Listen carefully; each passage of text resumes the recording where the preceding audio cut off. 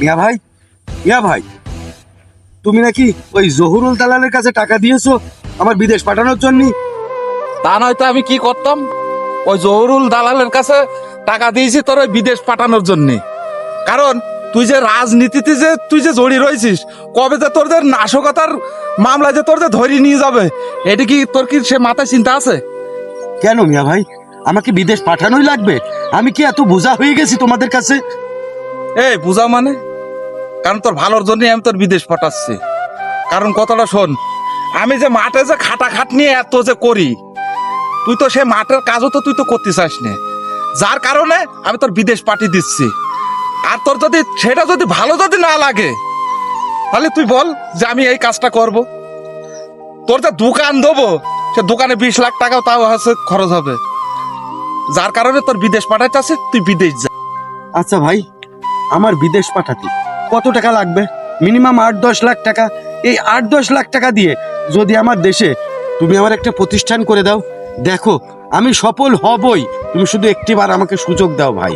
আমাকে বিদেশ পাঠাচ্ছ, এই বিদেশে কি নিশ্চয়তা আছে আমি যে সুন্দরভাবে পৌঁছাতে পারবো, সুন্দরভাবে একটা কাজ পাবো, সুন্দরভাবে একটা চাকরি পাবো কি না?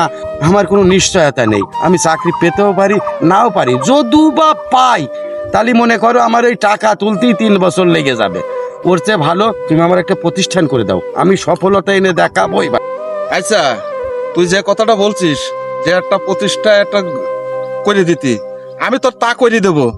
তা তুই কোন কাজটা করতে চাচ্ছিস সেটা তুই আমার বল, আমি সেই কাজটাই আমি তোর করে দেব। তুই যদি বিদেশ যদি তোর যদি না ভালো লাগে, বল তুই কোন কাজটা করবি তাই বল। তার আগে বলো ভাই, তুমি কি ওই জহুরুল দালালের কোনো টাকা পয়সা দিয়েছো? ও কিন্তু মারাত্মক ভয়ঙ্কর দালাল। আমি শুনেছি ওই জহুরুল দালাল ওই যে বিদেশে নিয়ে যে ওই যে বিউটি কোম্পানিতে কিসির না কিসির চাকরি দিচ্ছে মানুষের শেষ নাই, দুঃখের শেষ নাই। অনেক কষ্ট করে, অনেক মানুষ কান্নাকাটি করছে। তুমি কি তার কাছে টাকা পয়সা দিয়েছো? আরে ছোট, আমি তো তা তো জানি না যে জহুরুল দালাল এত পরিমাণ চিটার আর এত পরিমাণ বাটপার। আর শোন, আমি ভুল করে ফেলাইছি, 50,000 টাকা দিয়ে ফেলাইছি রে। আরে ওসব নিয়ে টেনশন করো না ভাই।